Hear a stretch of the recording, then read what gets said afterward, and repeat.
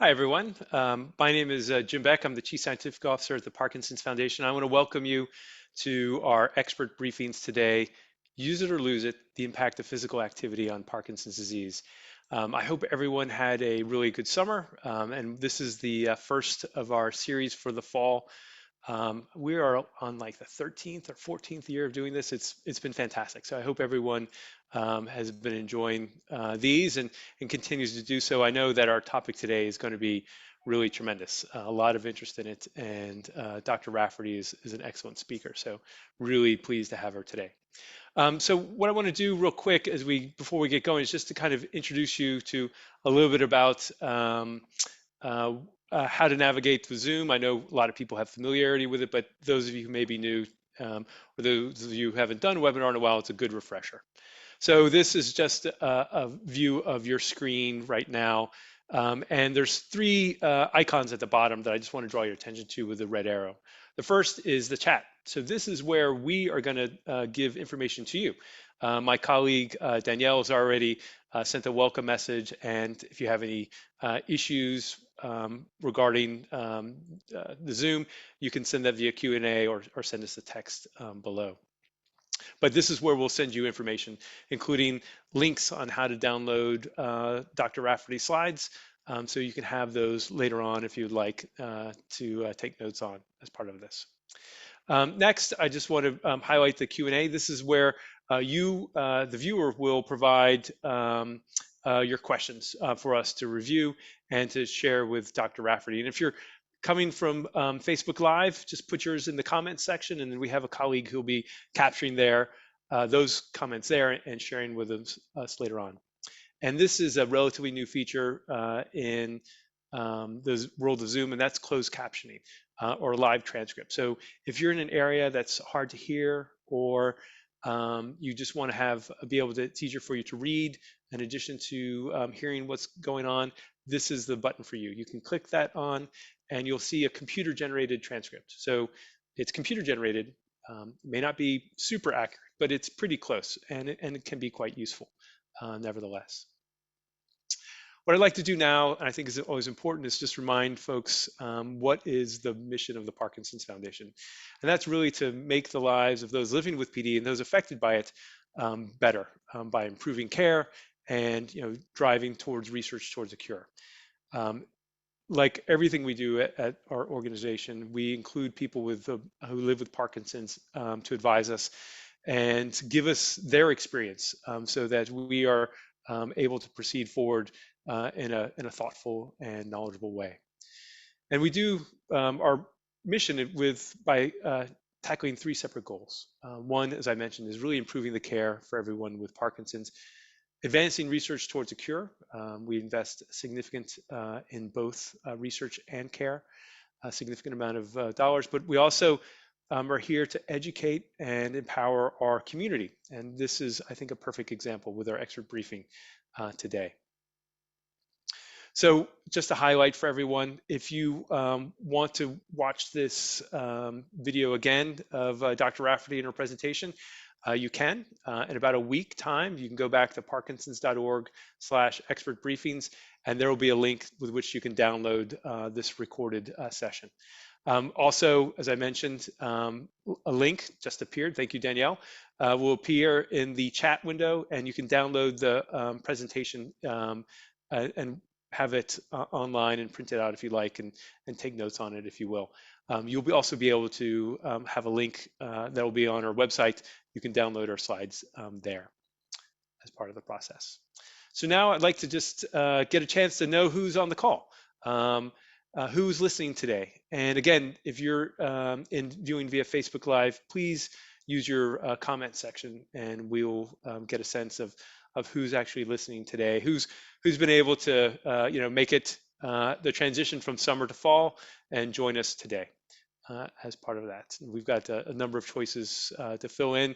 Choose the one that's probably best fits you. I know that many people wear multiple hats, but here's an opportunity to tell us what you think best fits as far as that goes.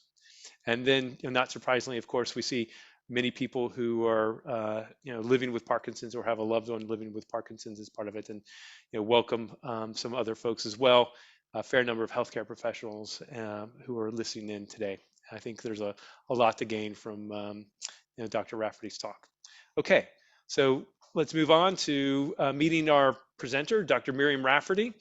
She is has a doctor of physical therapy and a PhD, and is a research scientist and physical therapist at the Shirley Abilitylab, and an assistant professor at Northwestern University's Feinberg School of Medicine in the departments of physical medicine and rehabilitation, and as well as psychiatry and behavioral science. I also like to add she's a longtime steering committee member to our Parkinson's Outcome Project and has been a great colleague as well. So I'm really excited to have her join today. Dr. Rafferty's research focuses on health services delivery models for people with Parkinson's disease, particularly examining how proactive rehabilitation can facilitate long-term community exercise participation. We all know exercise is so important. That's a subject of our talk today. Importantly, she also uses implementation science methodology to improve adoption of evidence-based practices, and she also conducts research to inform the implementation of novel technologies in a real-world rehabilitation setting. So without further ado, I'd like to turn this over to Miriam and welcome her to Expert Briefings, and looking forward to her presentation and the questions that come. Thank you, Jim.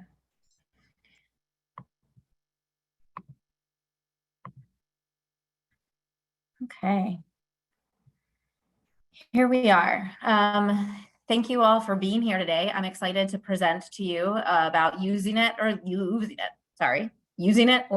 it, the impact of physical activity in Parkinson's.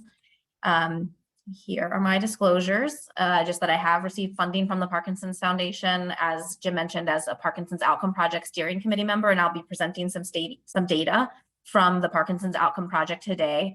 I also will be talking about current research that's funded by the Department of Defense on using technology to help behavior change. The learning objectives for today, as stated in the expert briefing, are to help the learners or everybody here to understand why regular and daily movement is important for people with Parkinson's disease, and to explain the science behind deconditioning and what is happening in the body when there's a lack of physical activity. I'll kind of have three sections of the talk. The first is to talk about the benefits of exercise and the exercise guidelines that were put out by the Parkinson's Foundation with the American College of Sports Medicine last year.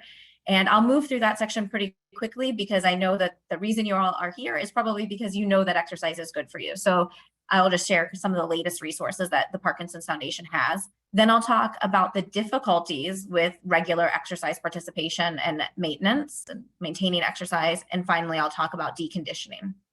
So I know Jim just had a poll, but I want to ask one more time, which of the following best describes you? Are you a person with Parkinson's disease, or are you a fan, supporter, or caregiver of a person with Parkinson's disease? And I put it that way as a fan and supporter because talking about exercise, it's really a positive interaction when you can help support somebody, an athlete with Parkinson's, or a more of an exercise beginner. Or are you a clinician who works with people with Parkinson's disease? Or if you're other, feel free to jot it down in the chat box or the Q&A box, let us know. So again, person with Parkinson's, a fan, supporter, or caregiver, or a clinician. Great, and we have about 80% of the people here are people with Parkinson's, and about 25% are fans and supporters. And we have a handful, about 4 to 5% that are clinicians. So thank you all for being here, and hopefully I will make sure the information is helpful to everybody. So benefits of exercise. Exercise is good for you. There's a multitude of research out there on all of the different things that exercise can help, and this exercise research has been summarized lately in many different formats. One is the ACSM, the American College of Sports Medicine. They have guidelines that were just updated. This says 10th edition, but they were actually just updated last year. And there's an 11th edition now that supports exercise for people with Parkinson's. And the American Physical Therapy Association also just published their clinical practice guidelines that highlight the importance of exercise for people with Parkinson's. Exercise can improve walking, balance, strength, mobility, so tasks like getting around the house, range of motion if you're working on flexibility or posture. It can, when done in a really structured, rigorous program, it can improve your Parkinson-specific motor disease severity. That's the score that the doctors use when they have you tap your fingers, move your hands.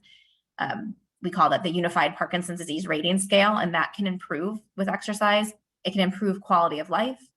Non-motor symptoms, so things like mood or depression and anxiety, as well as cognition, can improve with exercise, and it can have a good impact on your aerobic capacity or the ability of your heart and lungs to function well. So it's task specific. If you practice strengthening exercise, you will get stronger. If you practice exercise that relates to walking, your walking will get better. But if you practice exercise related to just walking, your strength and your balance might not get better. So you really have to focus your exercise on what your goals are. And there is a very broad spectrum of exercise and physical activity. Exercise itself is defined as a subset of physical activity that is planned, structured, and repetitive with an objective to improve or maintain your physical fitness. So this is when you are purposely going out to try to improve your health. It exists on a spectrum. Essentially, we don't want people being sedentary. You need to sit down and lie down when you're resting, but otherwise during the day to be up and moving. At the other end of the spectrum, we have vigorous exercise. This is frequently thought of as aerobic exercise, but also can include strength training, like circuit training, where you're really pushing your muscles hard and keeping moving, or fast cycling. And then in between, also very good, is moderate intensity exercise. This could be a brisk walk, but has to be for a sustained period of time, or leisurely cycling. And finally, there's light physical activity. And I have that here in gray because it's the gray zone. It doesn't appear to be as good for you as doing moderate to vigorous intensity planned structured exercise, but it is much, much better than being sedentary. And so there is a lot of research that just decreasing your sedentary time and doing something it can be beneficial for your health. So that could include yard work and housework, standing and leisurely walking, balance and flexibility exercises even sometimes kind of fall into this light activity. And that's a lot of times our physical therapy exercises are really only light physical activity. And what I'll be talking about today is kind of how do we think about, participating in this whole spectrum of exercise and inching your way up towards more moderate to vigorous intensity if that is safe for you. And how do you maintain that over the long run? So because of the strength of all of this evidence, exercise is now considered an adjuvant or adjunct therapy for people with Parkinson's disease. The guidelines that the American Academy of Neurology put out for neurologists say that neurologists should recommend 150 minutes a week of at least moderate intensity aerobic exercise, and that they should discuss rehabilitation at least annually with people who have Parkinson's disease. There are a number of guidelines from Europe, from Canada, from the UK, and from Spain that also clarify that neurologists should consider recommending early intervention by physical therapists to address an individually tailored exercise prescription and physical activity plan. They also recommend early occupational and speech therapy, screening by the whole interdisciplinary team is kind of my bias. And as a rehabilitation professional, I think it's wonderful. And a lot of the guidelines do support that as well. As I mentioned earlier, the Physical Therapy Association here also recommends that physical therapists should be promoting and prescribing aerobic, strength, and balance exercises to help with all of the things that I mentioned earlier. Now, this guideline just came out. It was published in 2022. And some of the interesting things are that it also recommended that physical therapists use behavior to help people with Parkinson's to improve their physical activity in general. Some people would say that this is kind of a novel use of physical therapy because traditionally it really was that people with Parkinson's were referred by their physicians to physical therapy when they had a movement problem. So when their pain was so bad that they couldn't move, when they fell and hurt themselves, that was when physical therapy was recommended. And now you can see in these guidelines that we're really starting to try to consider recommending early intervention and prescribing these types of exercise, aerobic, strength, and balance, if done per the guidelines, really requires the person with Parkinson's to be moving on their own. And so that also implies kind of an earlier intervention model as well. So how do we do this? What should we do? This is where the Parkinson's Foundation came in. As I mentioned, they partnered with the American College of Sports Medicine, which is kind of the preeminent group that puts out exercise guidelines and exercise prescription recommendations. And they developed the Parkinson-specific exercise recommendations. And these state that people with Parkinson's should strive to do aerobic activity, strength training, balance, agility, and multitasking, and stretching. And one of the things I want to highlight is this is the infographic. It's available online on the Parkinson's Foundation and their fact sheet section. And Danielle will help put that in the chat so if anybody wants to go and access them themselves. I'm not going to go through them in detail. I just want to flash them on the screen and say, there's a lot here, and we get that. This is too much to try, I think, to say on your own for most people to say, okay, I'm going to figure out how to do 3 days a week of aerobic and 2 to 3 days a week of strength and 2 to 3 days a week of balance and 2 to 3 days a week of strengthening or stretching. Now you've run out of days in the week, possibly time in your day and time in your week. So this is where the physical therapist can come in or a really knowledgeable exercise professional and help you create a tailored plan for yourself. I like to kind of compare this to the way that doctors are responsible for prescribing your medicine. This is just page 1 of 42 and the levodopa, carbidopa prescribing recommendations. And we don't say, okay, I'm going to read through this handout and then decide what the best prescription and dose is for myself. That's what we count on the neurologists for. And the Parkinson's Foundation and the ACSM also recognize that, and they recommend that people with Parkinson's kind of see a physical therapist who specializes in Parkinson's disease, and that I understand can be a big barrier for a full functional evaluation and to provide exercise recommendations. So that few minutes there could be an entire talk or series of talks about aerobic strengthening, balance and agility, and stretching exercises. And today I'm not going to go into that. Now I'm going to talk a little bit more about how you or how the person with Parkinson's that you help and cheer on and support, how are you exercising and how can we help you participate more smoothly in that over time? So now I have my second polling question. For this one, the responses are a little bit long, so I'll read them. It starts with A, which is I presently do not exercise and do not plan to start exercising. B is I presently do not exercise, but have been thinking about starting to exercise within the next 6 months. C is I presently get some exercise, but I am not exercising regularly. D is I presently exercise on a regular basis, but I have only been doing so within the past 6 months. And E is I presently exercise on a regular basis and have been doing so for longer than 6 months.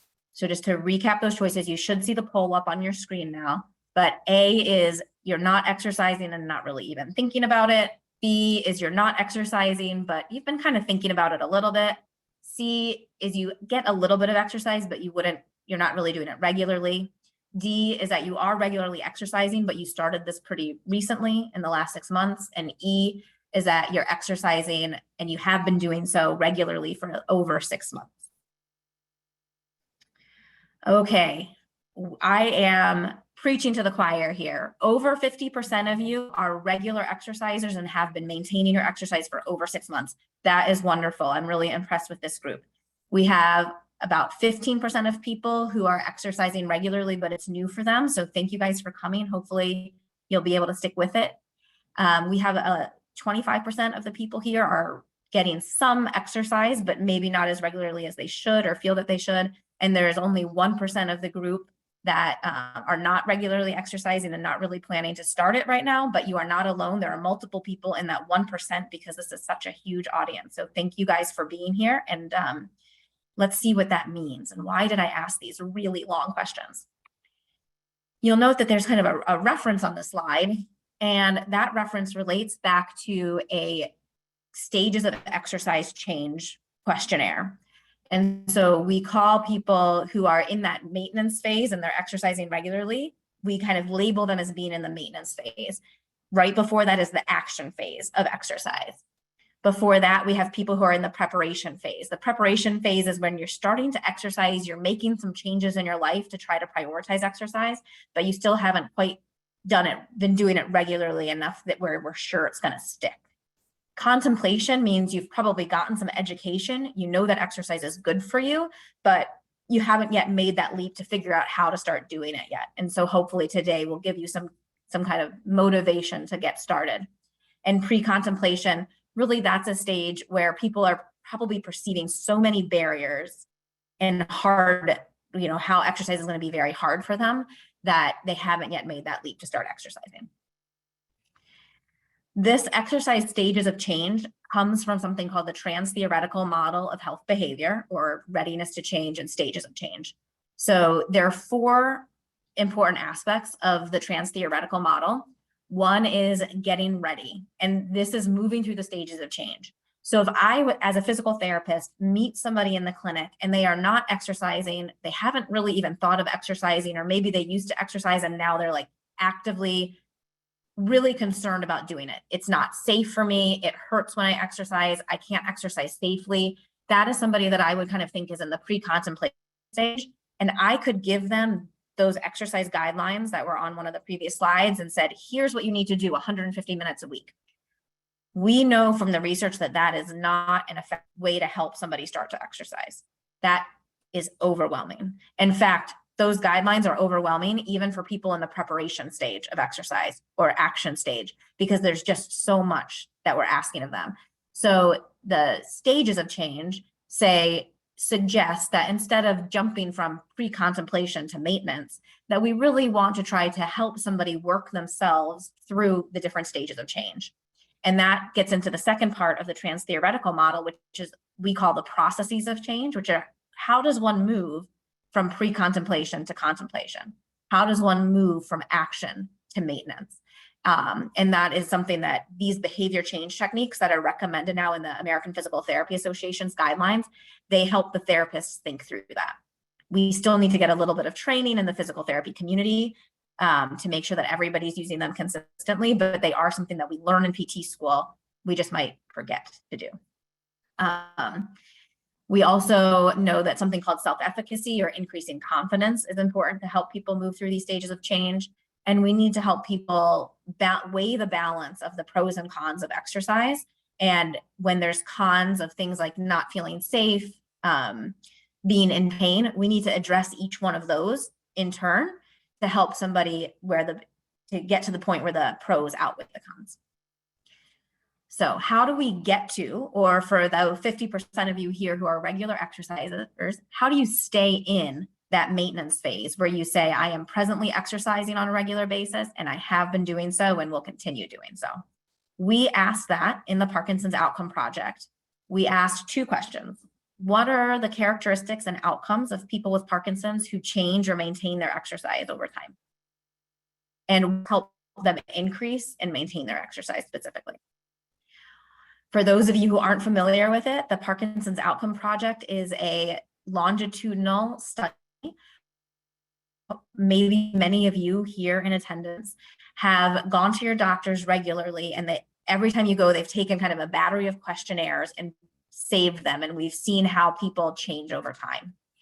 And there are over 13,000 people with Parkinson's disease in that registry, many of whom have been in it for over 5 years. And so we've really learned a lot about how people with Parkinson's at these expert centers are, how they're treating their Parkinson's and what types of behaviors and what types of professionals they're seeing. So what we found was that from a health outcomes perspective, and here we were looking at hospitalizations, falls, quality of life, and mobility. In general, people who were on the low end of exercise, so these were non-exercisers, or people who were just starting or just stopping exercise, were all about the same. And people who were in the high exercise groups, so these would be people in that maintenance category, or people who were actively increasing or decreasing, but kind of fluctuating up high, they were pretty similar and better. So high exercise groups, it's okay if you're increasing or decreasing as long as you're kind of up at a high level, closer to that 2.5 hours per week.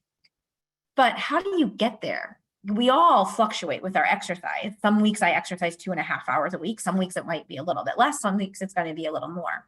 How do you change from being in a low exercise group to a high exercise group? And here our statisticians found that the difference of an hour and a half a week was the difference that we need to strive for. So if you're a new exerciser and you're not exercising at all, or you've recently had that decrease where you've struggled to keep your exercise going, instead of aiming for the, I guess some people say aim for the stars because you'll land on the moon, but if you just aim for the moon at an hour and a half a week, that's good enough here.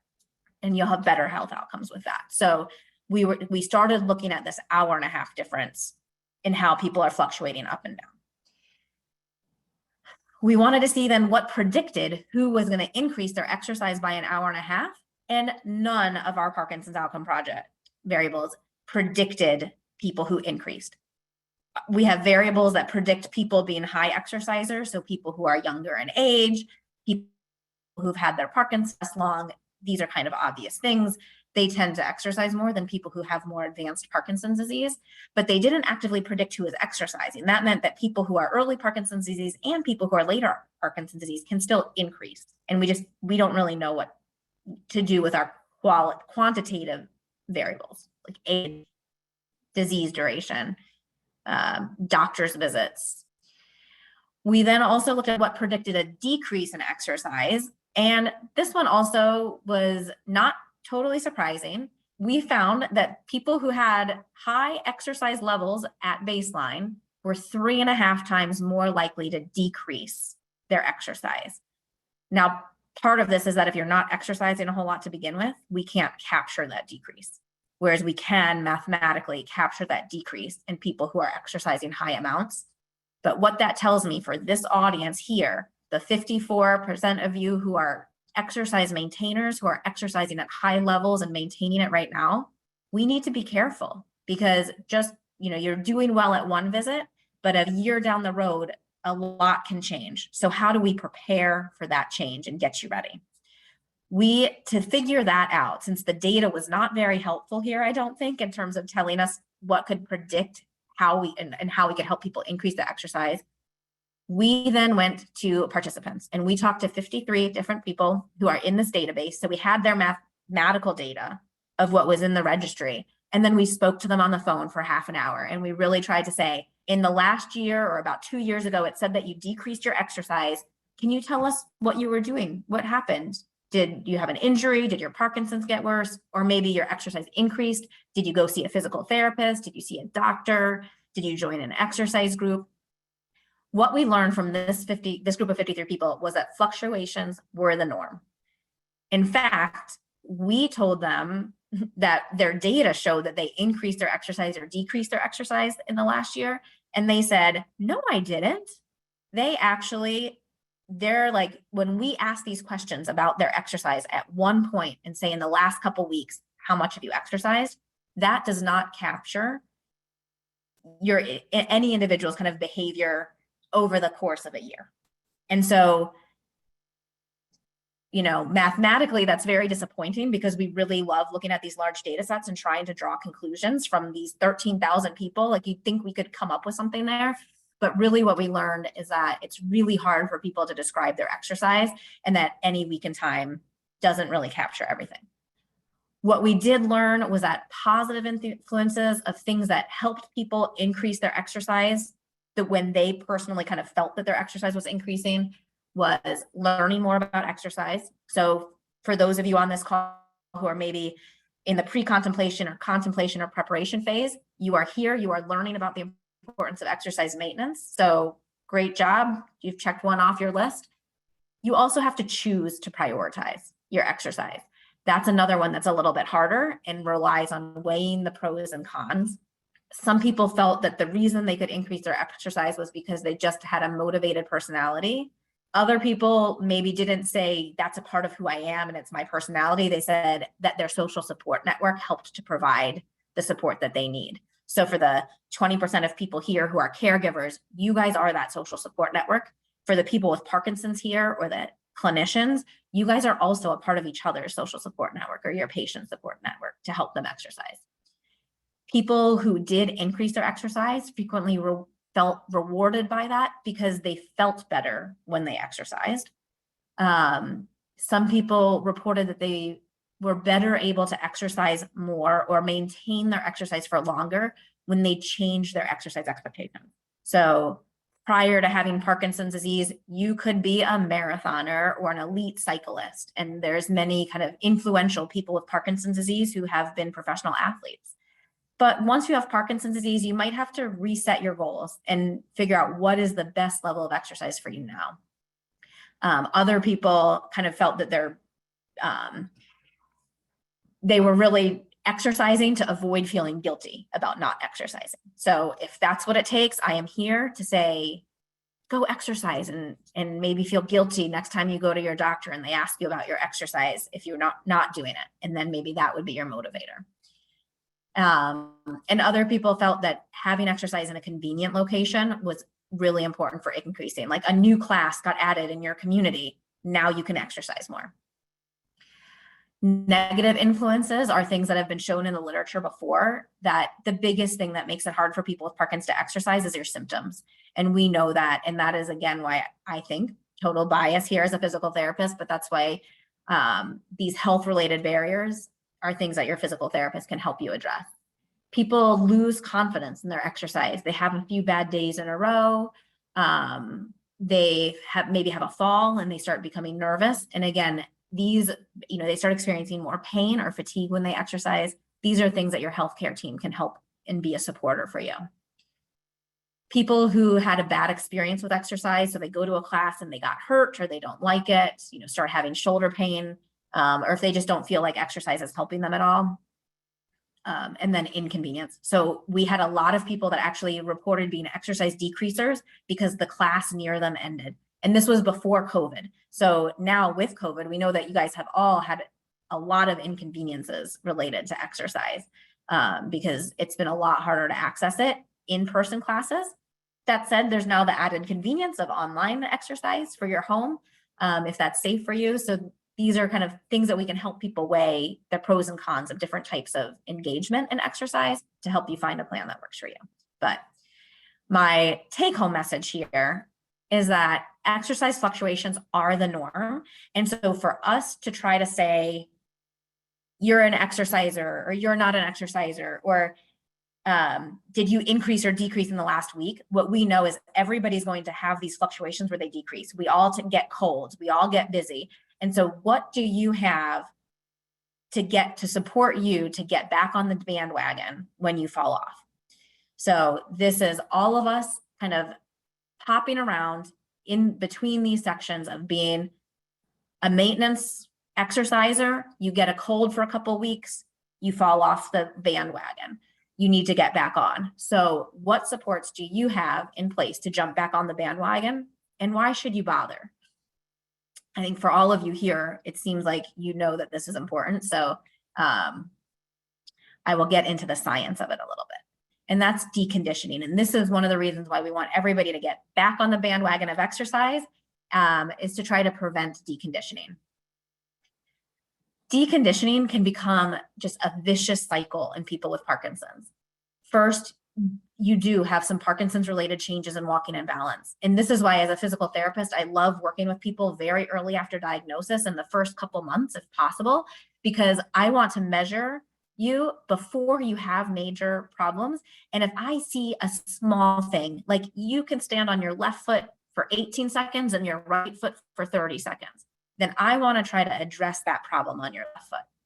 Because if I can try to jump in the vicious cycle at the very beginning, maybe we can prevent some of that decline or slow down any decline that you'll experience.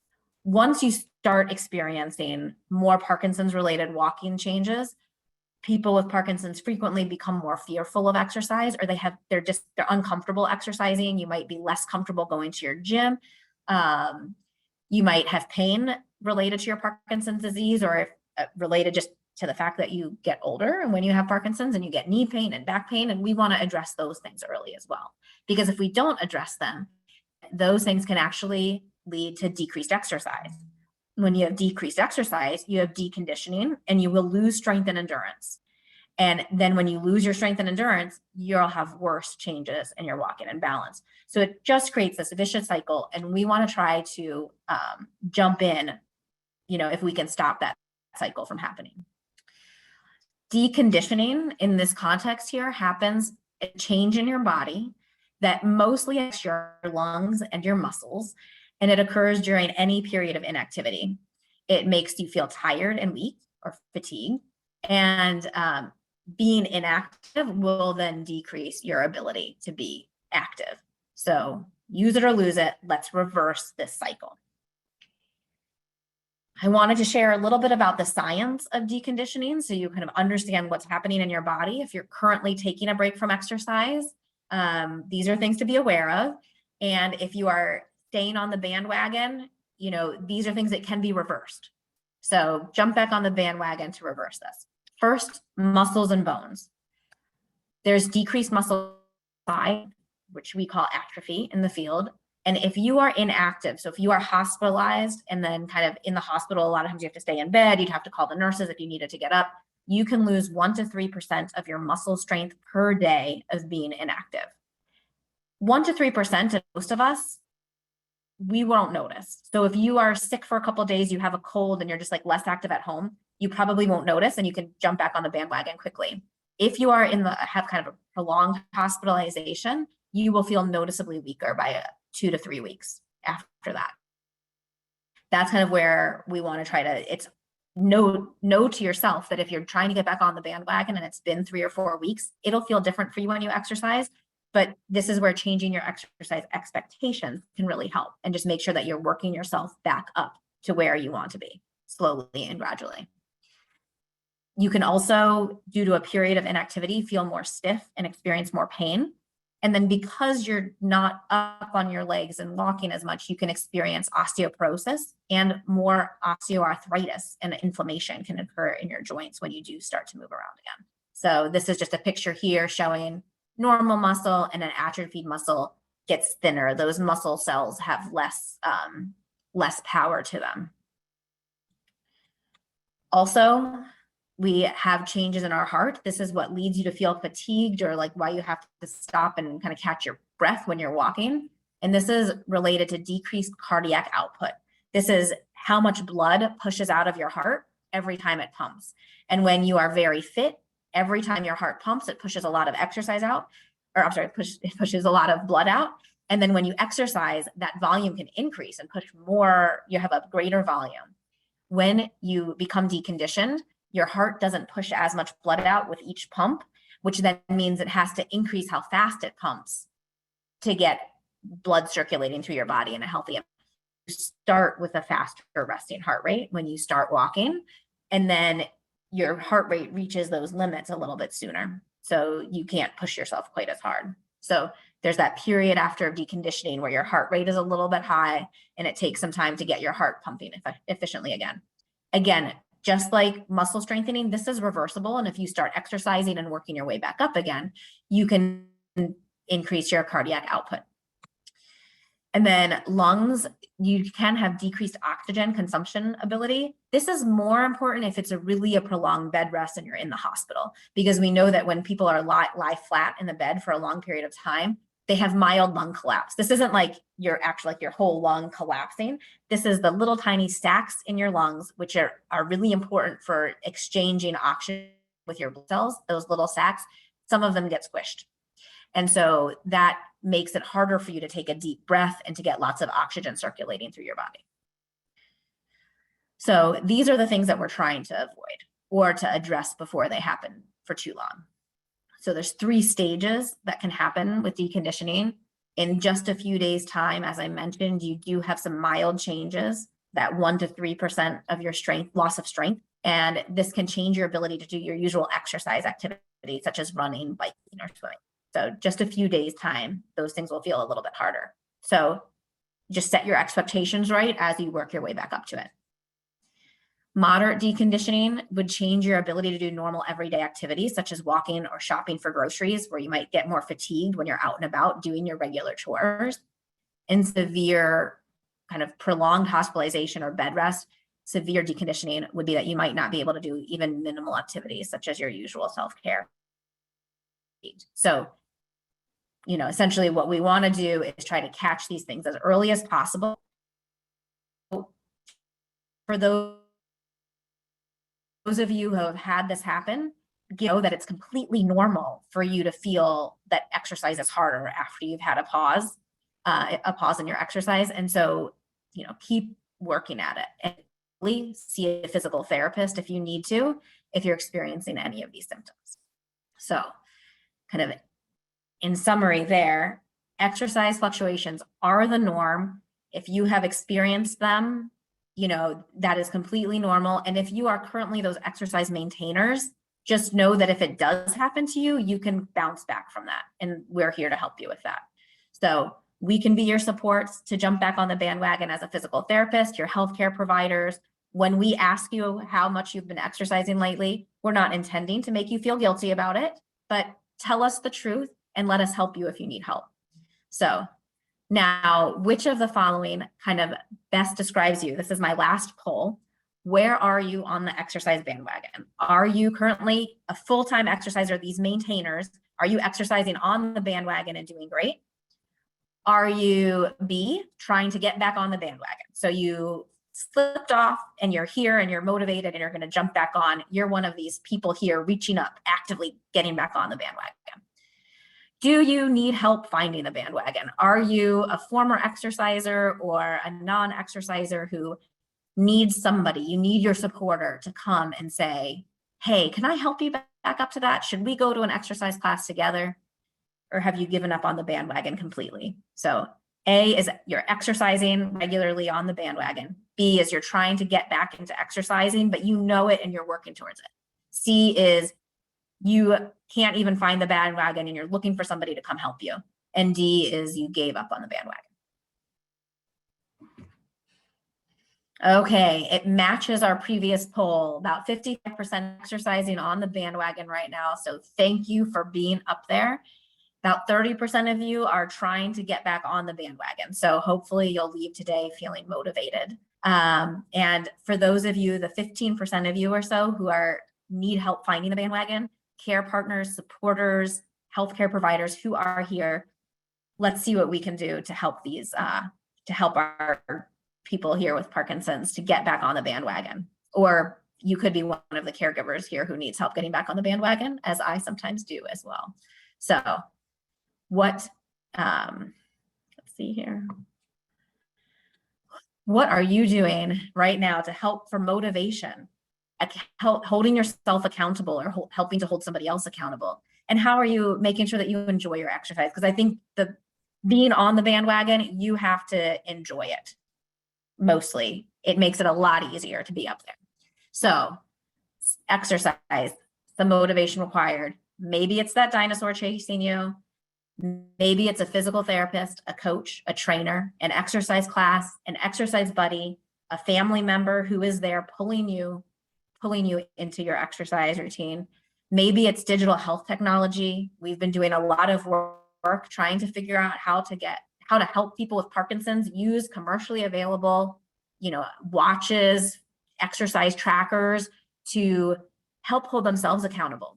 If you are a supporter here, a family member, there are apps where you can kind of share your activity with each other. We know that exercise is good for people who don't have Parkinson's. And so, buddy up with each other. It doesn't have to be a person with Parkinson's being that exercise buddy. Share your data, help hold each other accountable there.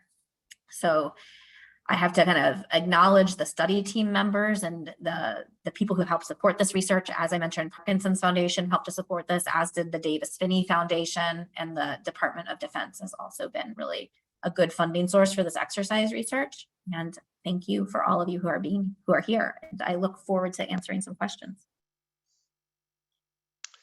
Thanks very much, Miriam. That was really fantastic. I think it was great too to really acknowledge that everyone really has trouble maintaining exercise, because I think that's one of the issues that you listed a number of reasons, but captures my mind is that people feel some shame for not being able to exercise, and then that can really act as a barrier to keep from going back and doing it. But it's something that the best of us have trouble with, and so I think that's an important thing to recognize, is that it's something we all grapple with and need that motivation with which to do it. So I guess the question that comes to you then is, I've just heard your wonderful presentation, and I'm one of those people who want to move to the next stage. And what do I need to do to consider exercising? Do I need to go to my neurologist to get a prescription for exercise? Can I just go to a physical therapist? And then if I have to go to a physical therapist, how do I find one who specializes in Parkinson's? So lots of questions. So Yeah. let you break them down. Sorry.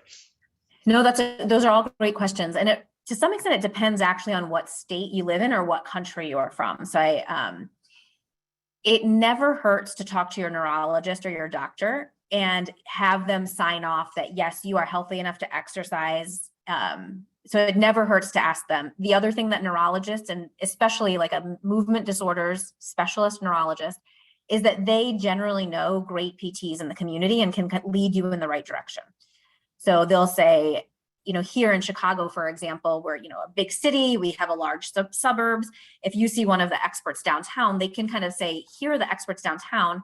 We know some experts in the suburbs. They might not be convenient for you, but here's a list of other people. So it really kind of depends, on where you live. And the movement disorders neurologists generally have a good network of the providers in the area.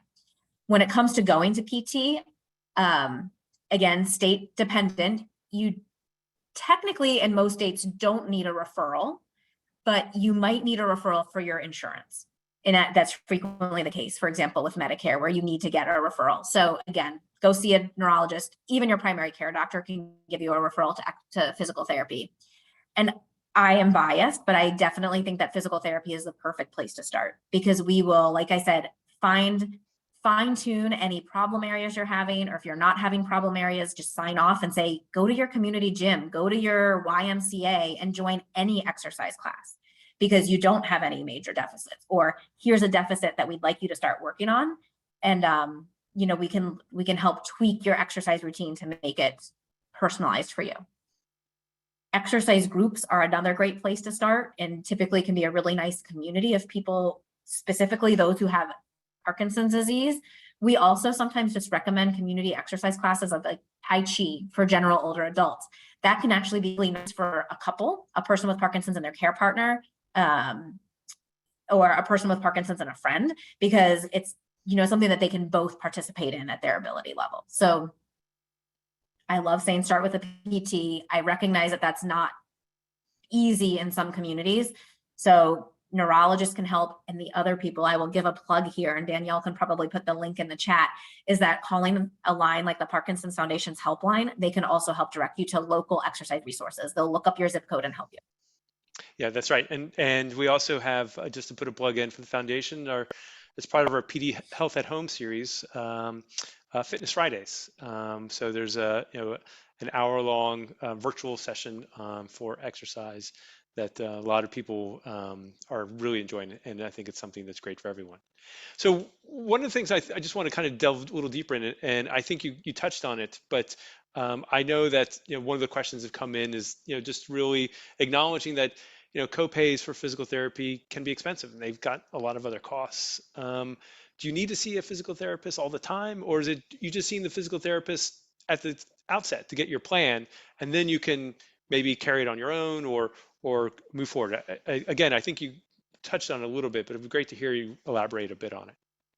Yeah, physical therapy, again, it's going to depend by state and insurer by insurer. So they can be an expensive copay. Some insurance companies consider physical therapists a specialty, like a cardiothoracic surgeon or a brain surgeon. And so the copay for physical therapy is the same as if you went to go see your brain surgeon. I appreciate the vote of confidence that we are a specialty, because we are. It's all physical therapists now are getting a doctorate level degree, but nobody sees their physical therapist like they see a brain surgeon. Like, it needs to be affordable. For those of you who are advocates out there, please advocate to make sure that that doesn't happen. But if you do have a high insurance copay, my personal favorite delivery model for people with early Parkinson's is what we call a dental model, which is where you actually would just see your physical therapist once at the outset, maybe once every 6 months, for them to spot check your balance, your walking, your mobility, make sure you kind of screen all those things and evaluate them, and to give you a good exercise plan. And then you're doing the exercise on your own. And we start out that way. Sometimes people then, if you are having an acute walking and balance problem, the evidence says that doing your physical therapy 2 to 3 times a week is the most effective to have you on that exercise plan. And it might be for 4 weeks or 8 weeks, possibly up to 12 weeks. But really, they should be weaning you off of needing PT and helping you figure out how you're going to keep up with that exercise on your own. So I guarantee those 55% of people who are exercise maintainers here, they are not going to PT 3 times a week to maintain their exercise. They have found ways to work it into their own lives and their routines. So I think physical therapists are helpful. I think we can be helpful in just a few visits. If you're more advanced, you might need a little bit more therapy though. Fantastic. So then your physical therapist can provide maybe a recommendation for a variety of exercise to do, because I know that's one of the things I've heard feedback from people who, especially during the pandemic, may have been stuck on a treadmill, in their basement or wherever, or just really limited on the exercise and find it somewhat monotonous. Can they provide some recommendations for a variety of exercises to consider? Is that the idea? Exactly. So we have those infographics the Parkinson's Foundation made with like aerobic, strength, balance, agility, and multitasking and flexibility. And what we do is say, okay, what is your lifestyle like? How many free hours do you have a week? Are you a young person with Parkinson's with a young family, in which case it might be not a whole lot? Are you prime of life, working 80 hours a week? Are you retired? So we can try to figure out the best way to tweak your exercise routine so that you're finding an activity that you enjoy. So strength training at a gym with hard weights might be enjoyable for some people, but not for others. And we'll try to help you learn exercises that can maybe kill 2 birds with 1 stone, as they say. Like, how can you do strength and aerobic at the same time so that you don't spend your entire life at the gym if you don't have all day to spend at the gym? Yeah, I think that's being able to incorporate exercise in your life is really a challenge, and if you can get it done, it's a wonderful thing. So you can kill 2 birds with 1 stone. Biking to the grocery store, get to the grocery store and get your cycling in, if you can do that, and if you're in a community that can do that. This question came in, I thought it was really quite funny, but I think you may have touched on it a little bit, but it would be great to just kind of hear your thoughts on it. Why is exercise so much harder than it used to be? Is it because someone is aging? Is it because of deconditioning? Is it because of Parkinson's? What are your thoughts on that? And I could see that as also a barrier for people to say it's just not what it was when I was 20. Yeah, it is all of those things. So exercising is harder for all adults as we get older. I think we also go through phases in our life. Like, I have 2 young children. It has become harder to exercise. Someday I'll be taking them to soccer practice and I can leave them there and then go for a run, but right now I can't leave them. So we all go through phases where things are harder and easier. So some of it is just life. Some of it is aging, and all adults who age lose muscle mass. It happens to all of us. Now, even there is research, even nonagenarians, so people in their 90s, if they start a strength training program, they can get stronger. So it takes more work. It's harder. They're probably lifting less weight than they would have lifted when they were in their 60s or in their 40s or 20s. But, if you set your mind to it, you can do the work and get stronger, but it is harder as you get older in general. People with Parkinson's, we do know actually that their muscles get weaker more so than age-matched people who don't have Parkinson's disease, particularly extensor muscles. The extensor muscles are kind of like everything that's holding you upright. And so that does just increase your fatigue when you're exercising. Those are the motor symptoms. Other motor symptoms include your balance and walking get a little bit more difficult. So walking on a treadmill, it's harder to even find a type of exercise that you can do safely. And this laundry list is kind of like, I'm not meaning to harp on this. So we're going to talk about positive stuff next, Jim. But non-motor symptoms are also really important and can make it harder for people to exercise. And that's that people with Parkinson's disease, it's the Parkinson's disease. It is not you, but the Parkinson's disease can make you feel more depressed and it can make you feel less motivated. It's called apathy. And so it is just harder to get up off the couch and to get motivated to go. So for the, for the small percent of you that are really struggling with exercise right now, no, it is not you. It's the disease that is taking that. And so it is harder. And that's really where I think all the supporters and care partners that are here can come in, and how you can support each other. How do we make so fun for each other that it becomes worth it? And it can be fun, emotionally fun, or it can be fun because you start to feel better. And it's harder to make that leap to get up off the couch, but actually your return on investment, and it feels fatiguing at the time, but it starts to feel better as you go. And I think the return on investment is very high. Yeah, I think that's a really good point too, because the ability for exercise to improve non-motor symptoms, it can help break that cycle of that apathy where you will keep you on the couch. And if you can just and it requires some real fortitude in order to get up and do it, but being able to break it, I think will go a long way, as you said, to help. So a real practical thing where someone feels like they're ready to exercise, maybe they've talked to their neurologist and they're ready to go, and they want to do some aerobic exercise. What's a good way to think about like a good target heart rate for that? I mean, we hear, is it 70%? Is it 80%? And how does one determine that? Because people are different ages. Well, I'll start by saying go to a PT and get an individualized targeted zone. There's a lot of different ways to calculate your target rate. The easiest and the one that you'll find like on a poster at every gym is 220 beats per minute minus a percent of that. Like 70% of that would be vigorous exercise. 50% of that might be more moderate exercise. So you could start with that. The thing that I want people with Parkinson's to be aware of is that that doesn't actually work for everybody. In fact, that formula was developed by a bunch of exercise studies with college students and maybe like some young adults, grad students and stuff. So, they did up to the like people who are older age, but it's not the same. So people with Parkinson's can have what we call a blunted heart rate response to exercise, regardless of like being on any heart rate medications. And so what I like to do is get somebody on a treadmill or on an exercise bike and have them start out at a really slow pace and just gradually get faster or work harder and see what their heart rate does. Because if their heart rate doesn't go up, then saying you need to hit 100 beats per minute or 120 beats per minute, it won't work. And then the person feels like they're not doing it right. So if you've had an exercise stress test from your cardiologist, you can use that as your own maximum rate. You can take a percentage of that, like 50% of that is a great place to start normally. There's also then PTs will use a variety of different formulas, and you might start at 30% on one of the other formulas. So I always recommend, especially if you're restarting, start low and work your way up. And this, I'll plug technology.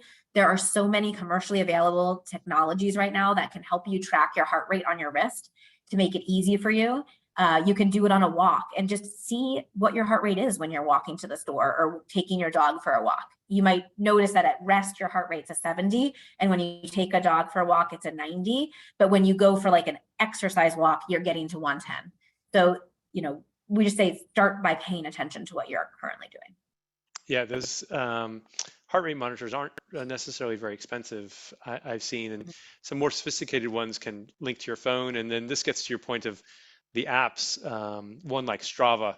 I've got two kids, and they haven't, if their exercise, if their bicycling isn't on Strava, it's as if they hadn't actually done it. So it's always very important for them because it's almost like a little world of social media, and you can comment on it. And I think that goes to your point.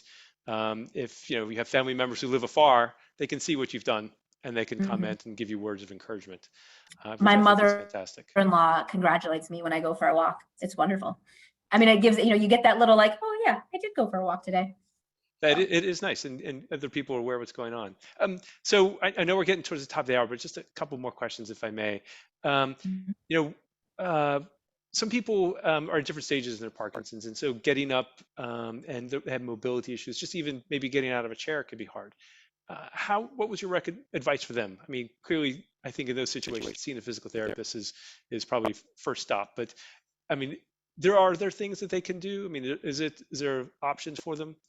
to know ahead of time? There are, and the PT obviously a great starting place, but we recommend exercise bikes, and now they even make ones that you can like buy for your home that can like sit on the floor, kind of by a dining room chair, and you can do it from your home. So even somebody who, like we would say, is very advanced in their Parkinson's disease, they can work on cycling, and that can get their heart rate up. So what's important then is you kind of have to motivate yourself going, so you don't just like go super slow, but there's things you can do at home that are safe. And that's where I think, again, a PT can help you do that. They can help you find an exercise class that might be a chair-based class that works on strength and flexibility.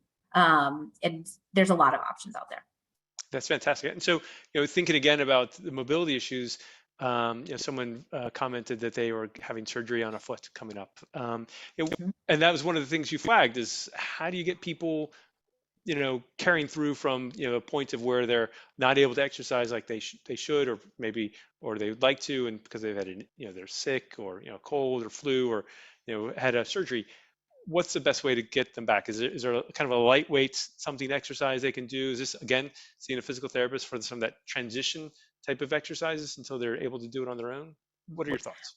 I love the idea of prehab, which is where go see a Parkinson's PT before your foot exercise, get some baseline value, or before your foot surgery, get some baseline and kind of know where you're starting. They might be able to recommend, okay, you're going to be non-weight bearing for 6 weeks potentially. Like, you could be sitting in we are forcing deconditioning on you, but maybe some of those exercise videos on Fitness Fridays are seated exercises. Just do something that's keeping you a little bit connected. Heart a lot. Like your heart rate will go up pretty fast if you're doing repetitive, continuous arm exercise. And just keep your body moving in some way, even if it's less than you used to do. And then you can go back. You might be seeing a foot PT. A lot of times we divide and conquer. I am not good at treating somebody with a fracture, but I am great at treating Parkinson's disease. So just know when you go see your foot PT, they might kind of just ignore your Parkinson's disease. So know when your foot PT is done, it might be great to do that 1 or 2 off visits with your Parkinson's PT to reset. Perfect. Excellent. All right. Dr. Rafferty, want to thank you again for your time. Excellent presentation. I will even put up the thank you slide to make it official. And so it's been great having you here. I want to just give, before we go, just a couple of updates for everyone else. What we've done is we've, for this calendar year, we've had this is our 4th expert briefing. We have originally had 2 more. Unfortunately, we had a date change, so we're going to have to postpone the one in October till May 10th. It'll be part of our 2023 series. So will be some updates around that. I know some people may have already registered for that, but just a heads up that has been postponed. So our next and last expert briefing for this year will be on November 2nd with Dr. Jim Leverins talking about dementia. Resources and support. The foundation is a great resource. Dr. Rafferty mentioned some, calling our helpline is one. We have a number of them online as well. Our wear and care kit, which is for those who may have to go to the hospital, is a fantastic tool to have. We have resources with our library, as well as our ongoing PD Health at Home program, which includes Fitness Fridays appropriately. We have podcasts for those who like to listen to podcasts, which are, as I heard one person explain it to their grandmother, it's just like radio over your iPhone. So it's just think of it that way. And then for our professionals, we have opportunities for professional education to get CEUs and other types of continuing education credit as necessary. Last but not least, I also want to recommend our PD generation study for those of you who may be interested, whether they may have a genetic form of Parkinson's disease. Genetic forms of PD are rare, but some individuals do have them. And I think the tide is changing where there is an opportunity for more enrollments in clinical trials and potential therapies for those who may have genetic forms of Parkinson's. And lastly, as I mentioned, we have our helpline, 1-800-4PD-INFO. And there's a email address, if that's easier for you too, rather than speaking, helpline@parkinson.org. And then last, before you go, when this all closes and the webinar ends, there'll be a survey that pops up. Please complete that survey. We really depend upon your feedback in order to understand how well we're doing. This is, again, part of including our community, and also an opportunity to share that feedback with Dr. Rafferty. She appreciates this to know whether her presentation was heard and if there's any issues. And as she talks to people with Parkinson's on a regular basis, your help is always appreciated. So with that, I'm going to end here. And thanks for everyone's time, and we'll talk again in November. Bye-bye. Thank you all.